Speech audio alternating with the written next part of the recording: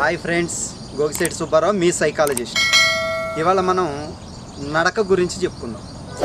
అంటే చాలామంది నడక 8,000 స్టెప్పులు వేయాలి, 8,000 వేయాలి, లేకపోతే 8,000 10,000 స్టెప్స్ వేయాలి, ఇలా రకరకాలుగా ఒక్కొక్కళ్ళు ఒక్కొక్క రకంగా చెప్తూ ఉంటారు.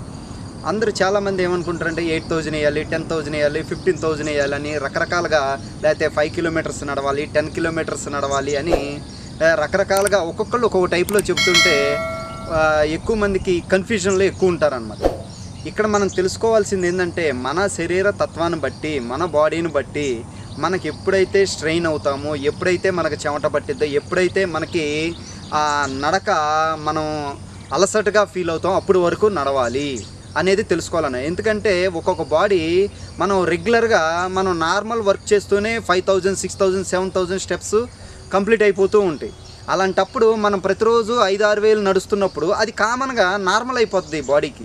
కాబట్టి మన బాడీకి నార్మల్ అయిన దానికన్నా ఎక్స్టెండ్ అయినప్పుడే అది బాడీ మీద ఎఫెక్ట్ చూపిస్తుంది తప్ప 5,000 అన్నారు కదా, 10,000 అన్నారు కదా అనేది కదా. మనం రెగ్యులర్గా మనం చేసే ప్రొఫెషన్ ఏంటి, మన జాబ్ ఏంటి, మన పని ఏంటి, మనకి ఇంకా ఏమేమి యాక్టివిటీస్ ఉంటాయి, వీటిని బట్టి మనం ఇంకా ఎక్స్ట్రాగా మనం ఏం చేయాలి, ఎలా వాకింగ్ చేయాలి, ఎన్ని కిలోమీటర్లు వాకింగ్ చేయాలి, ఎలా జాగింగ్ చేయాలి అనేది దాని మీద, మన బాడీ మీద మనకి అవగాహన ఉంటే దాన్ని బట్టి మనం దాన్ని సెట్ చేసుకోవాలి తప్ప 8,000 ఇవాళ 8,000 నడిచాను అయిపోయింది, లేకపోతే 10,000 స్టెప్స్ వేసాను అయిపోయింది, లేకపోతే 2 కిలోమీటర్స్ నడిచాను, లేకపోతే 5 కిలోమీటర్స్, ఇట్లా మనం అనుకోవటం కదా. మన బాడీ చెమట పట్టాలి. ఇక్కడ మెయిన్ ఏంటంటే, మనం వాకింగ్ చేసినప్పుడు మన బాడీ చెమట పట్టే స్థాయి వరకు మనం నడుస్తూనే ఉండాలి.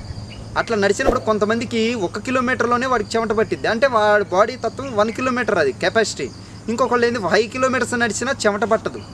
కాబట్టి ఒక్కొక్కరికి ఒక్కొక్క రేంజ్ ఉంటుంది. కాబట్టి ఆ రేంజ్ని ఎవరి బాడీని వాళ్ళు ఎనాలిసిస్ చేసుకుని, ఎవరి బాడీ మీద వాళ్ళు రీసెర్చ్ చేసుకుని, మనం ఎంత నడిస్తే మనకి మన బాడీలో ఎఫెక్ట్ కనపడుతుంది, ఎన్ని వేల స్టెప్స్ వేస్తే మన బాడీ ఇంపాక్ట్ అవుతుంది దానివల్ల అనేది మనకి మనం రీసెర్చ్ చేసుకోవాలి తప్ప వాళ్ళు చెప్పారనో వీళ్ళు చెప్పారనో 5,000 నడిస్తే సరిపోతుంది, 8,000 నడిస్తే సరిపోతుంది అనేది కరెక్ట్ కాదనమాట.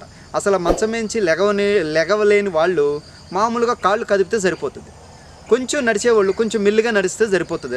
నడవలేని వాళ్ళు, బాగా లావు ఉన్న వాళ్ళు 10 కిలోమీటర్లు నడవలేరు. 1 కిలోమీటర్ 2 కిలోమీటర్ నడిస్తే, అంటే బాడీ తత్వాన్ని బట్టి మనకి నడక ఎలా నడవాలి, ఎన్ని వేల స్టెప్స్ మనం నడవాలి, ఎన్ని కిలోమీటర్లు నడవాలి అనేది మన బాడీ మీద మనకి అవగాహన ఉండాలి. మనం పెంచుకోవాలి తప్ప వాళ్ళు చెప్పారు వీళ్ళు చెప్పారు అనేది, వేరే వాళ్ళు చెప్పిన దాన్ని నమ్మి నేను 8,000 స్టెప్స్ వేసాను, 5,000 స్టెప్స్ వేసాను, 10,000 స్టెప్స్ వేసానని సైలెంట్గా కూర్చోకూడదు. ఆ స్టెప్స్ వేసినప్పుడు మన బాడీలో చెమట పడుతుందా లేదా, దాని ఎఫెక్ట్ మన బాడీ ఫీల్ అవుతుందా లేదా అనేది చూసుకోవాలన్నమాట. కాబట్టి మన బాడీని మనం రీసెర్చ్ చేసుకుంటూ ఎప్పటికప్పుడు మన బాడీని తెలుసుకుంటూ, ఇప్పుడు 8,000 వేసాం, నెక్స్ట్ ఒక 1 వీక్ 10 డేస్ తర్వాత 9,000 స్టెప్స్, తర్వాత 10,000 స్టెప్స్, ఇట్లా పెంచుకుంటూ పోతూ ఉంటే మన బాడీకి ఏంటంటే చెమట పడటం కానీ, దాని ఎఫెక్ట్ మనం రిజల్ట్ పొందటం కానీ అవకాశం ఉంటుంది. కాబట్టి మనం ఎప్పుడు ఒక దాన్ని స్టాండ్ అయ్యి